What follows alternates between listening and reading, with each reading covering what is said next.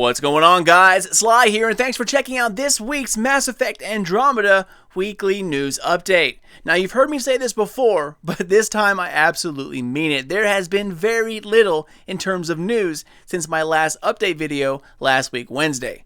But like I said that before, and somehow I ended up with like a 14-minute video full of tweets and tidbits and stuff like that. Well, this week, we are down to meager rations. So hopefully I can offer up a bit of news and information that you haven't yet heard about. Now, since BioWare has definitely stuck with this information drought until the absolute end, I started this series as like an unofficial way to fill the information void. Honestly though, I really thought the second week in February, maybe mid-February, I really thought that would be the start of the information train.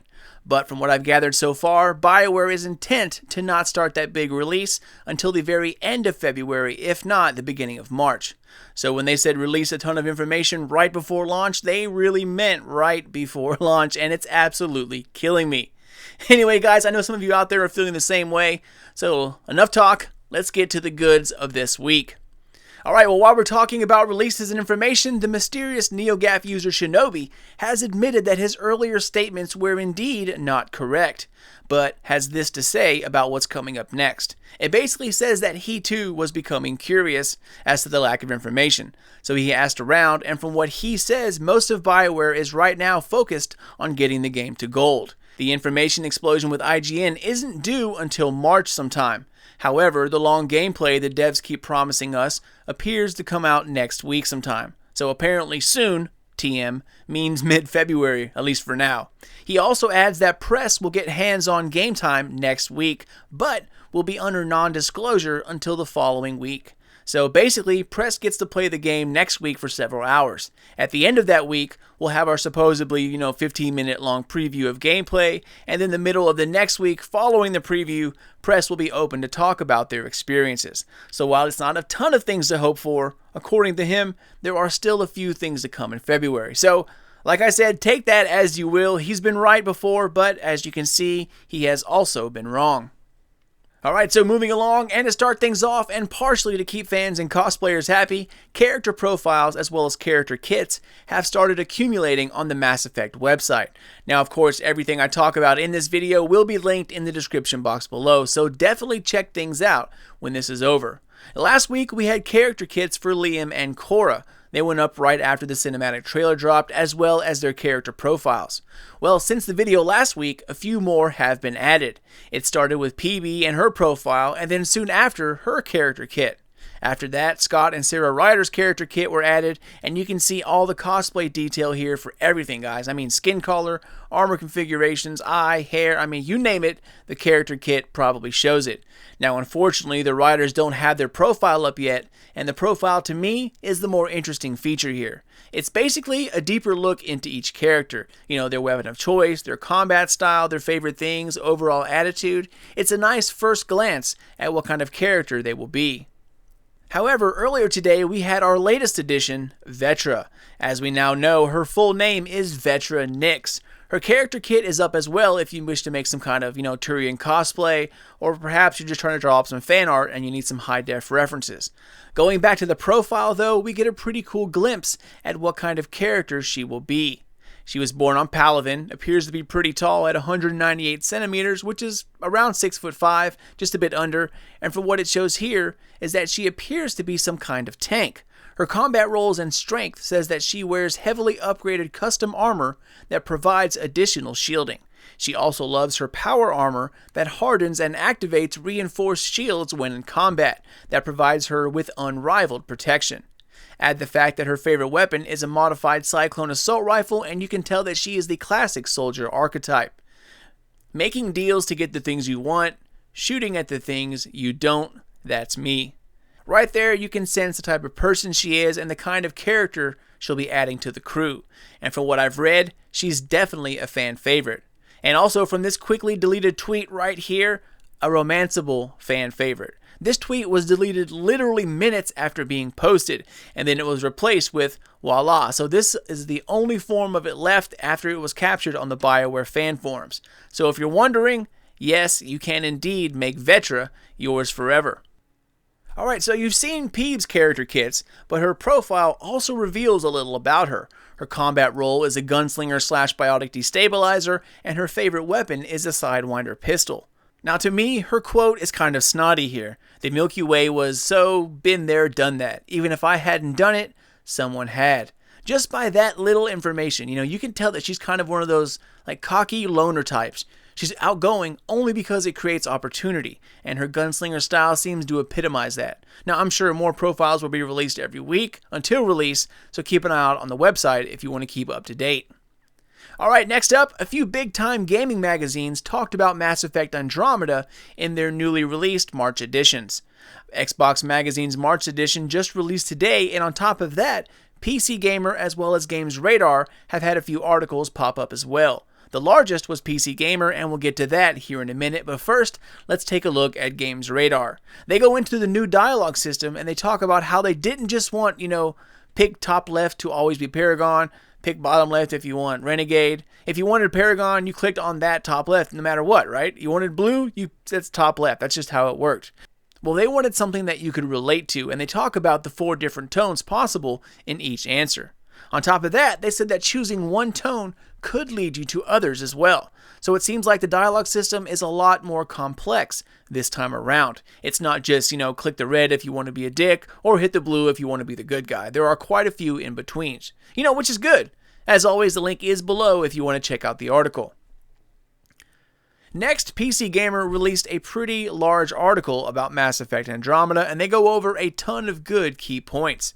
Now, there's a bullet point on Reddit, which is linked below, but the 2 biggest things I took away from the article were that there are also over a dozen hubs in addition to planet areas, including the Nexus, a Citadel-like space station, and Kadara, which is a populated zone that looks like a cyberpunk version of a Wild West town, like something out of Firefly, which, by the way, is awesome because I absolutely love Firefly. So this suggests right here that there will be multiple social areas, if you will. Places with shops, NPCs, somewhere to walk around, not have to worry about getting shot, just like the Citadel. So over a dozen? That is actually pretty sweet. Another line that caught my attention was this quote from the magazine. We are approaching the completionist aspect very differently. Because we've done and learned a lot from Inquisition, we've also observed what other games have been doing like The Witcher, and it was very important to us that the quantity of scope doesn't downgrade the quality of whatever you are doing there. Also, a great thing to hear. I wanted the world to be big, but not big and empty. And one last thing that caught my eye was that they said the story missions are a little more arena-like rather than out in the open world, which is absolutely fine with me. Usually trying to play story missions within an open world creates dead zones afterwards, and they're just massive empty spaces, unless of course you do it right. But being put on a linear path during the critical path only, and allowing us to finish the rest of the game however we want, that's a great mix of both worlds. And finally, side quests have meaning and are meaningful. Another worry of mine, so hopefully that stays true. Next, something I found out just a few hours ago, and I accidentally stumbled onto it by mistake, but I found out that Mass Effect Andromeda Steelbook cases are available. However, it's not in the way you think. The Deluxe and Super Deluxe versions do not come with one, but if you check out Best Buy's website, and again, the link is below, you can add an official Steelbook case for $9.99, which I am totally going to get. I love steel cases, and I think it's a mistake to not have one in the higher versions of the game, but it is what it is. Alright, finally, let's get to some of the random tidbits that don't really fit anywhere else. And first up, since we're already on pre-orders and editions and the like, as you can see here, we are indeed getting a casual outfit with a pre-order of the Deluxe Edition or higher. On top of a hoodie and comfy pants, we also get 4 Elite Pathfinder weapons, the digital soundtrack, scavenger armor, multiplayer booster pack, and of course, the scary pet skeleton monkey, also known as a Pyjack. Now, the Super Deluxe version gets booster packs every week for 20 weeks back to back. That's the only difference between the Deluxe and the Super Deluxe. All the stuff you see here is included in both editions. And now, getting into the tweets, for those of you who wonder if you can turn the icons off of the dialogue wheel and make it look more like a Mass Effect dialogue wheel and not so Dragon Age-y, you indeed can. As you can see right here, it has been confirmed that you can take away the icons. Also, there has been a rumor that we will be able to access more than just a couple abilities like the previous Mass Effect games. And while it was mostly a rumor, this week it has been confirmed that we can access more than 3 abilities while in the field. Of course, the how comes with the BioWare trademark soon, but at least we know that it's possible. And speaking of changing abilities, in a recent pre-order trailer that posted late last week, we see a quick shot of a Vanguard Krogan, or as most of us like to say, Krogard, but instead of a Krogard's normal barrier, he has armor, which usually isn't a biotic specialty. When the dev was asked how this is possible, he replied that it's a new game, new rules, and tons of new things to look for in Andromeda multiplayer kits.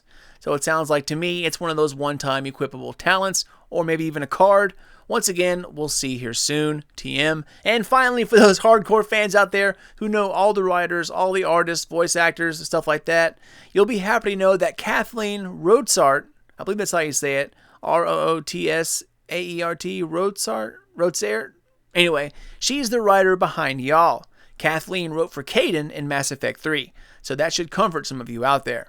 But that's about it, ladies and gentlemen. Like I said, this week was slim, but there is one other thing I feel I need to mention, and that has to do with leaks. Now, supposedly, just like an hour before making this video, the ending for Andromeda, as well as a few other key parts of the story, have been supposedly leaked by 4chan and posted on some forum. Now, I'm sure you can find it on Reddit if you truly want to, but I chose not to include it in this update because while I don't mind knowing a little bit about the new game I'm going to be playing, I am in no way looking to spoil any of the story, let alone the critical path. So while it is out there, I haven't read it, and from what I hear, it contradicts quite a few things the devs have told us as of here recently. So take it with a grain of salt, and guys, just wait for it. It's only like 30-something days away. Hang in there. But that's it, guys. As always, thank you all so much for watching and for supporting my channel. Guys, I'm absolutely thrilled that these videos have been doing so well, and I hope that you continue to keep coming back because you are all definitely always welcome. Once again, thanks for watching, and as always, could not do this without the nation behind me. Feel free to hit me up on Twitter @SlyNation or on my lonely Facebook page @SlyNationGaming. Any new videos or must-see news will be posted there first, so it's the best place to stay up to date on everything Mass Effect Andromeda, as well as my Mass Effect playthrough that I am currently recording. We just broke into Mass Effect 2 this morning, and I would love to have you. So with that said, keep an eye out for more videos coming out of Sly Nation here soon, but until then, this is your boy Sly, and I will see you all later.